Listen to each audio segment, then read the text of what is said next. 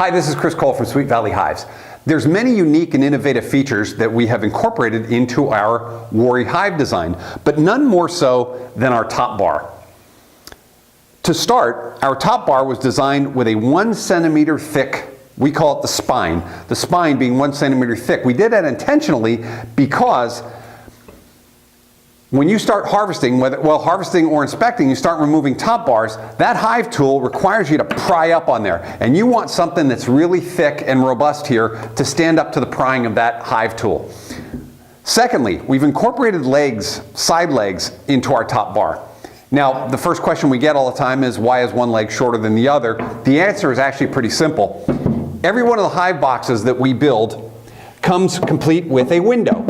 And if you were to, say, put 2 long legs in there, you're going to obscure your view. Not much sense in having a window in your hive box if it's blocked with a bunch of top bars. So we made one leg shorter than the other so that you can fully use the window and see what's going on with the bees. Now, what I can tell you after a number of years of managing bees with these top bars is that on the long side, as the bees build their comb down, they're going to start curving it inward.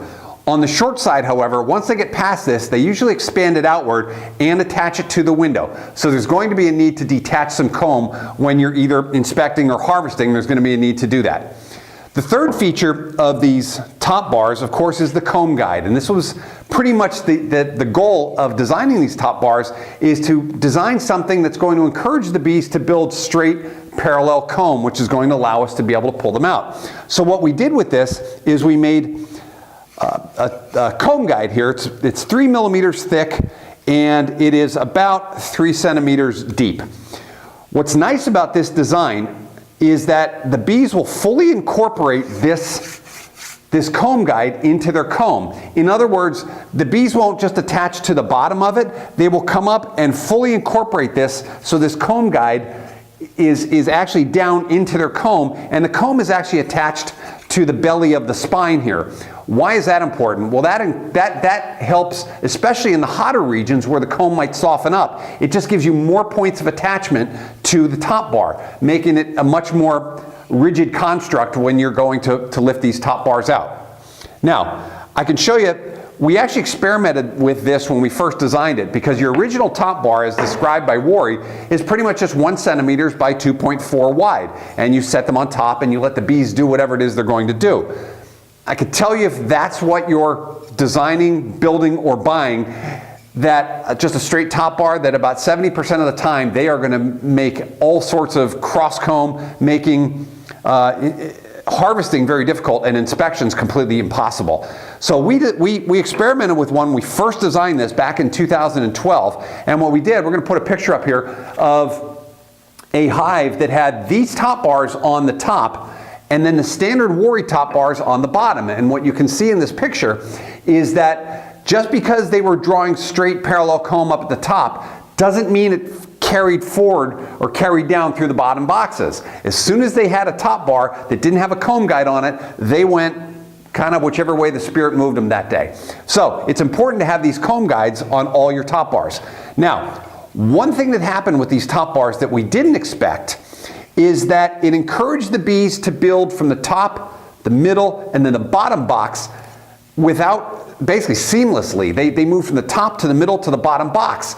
In the Worry Hive, one of the peculiarities, as described by many of the Worry beekeepers, is what's called a false floor phenomenon. And basically what that means is the bees will build in the top box very quickly, and then they stop. And for reasons we don't yet understand, the second and third boxes, or the second box, whatever it is, however many boxes you have, they don't recognize it as livable space. And so they fill the top box, and then they stop building. And we're going to do a separate video on the false floor phenomenon.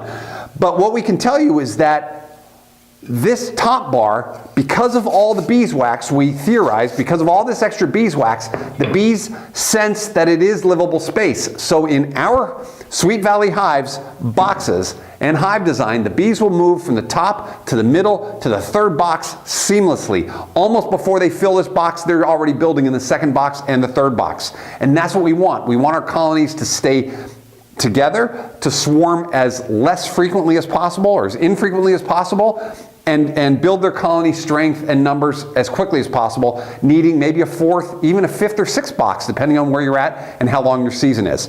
So, in conclusion, this is the top bar, a proprietary design available only at Sweet Valley Hives, and you can see us at sweetvalleyhives.com or visit us at Sweet Valley Hives on Facebook. I'm Chris Cole. Thanks for watching.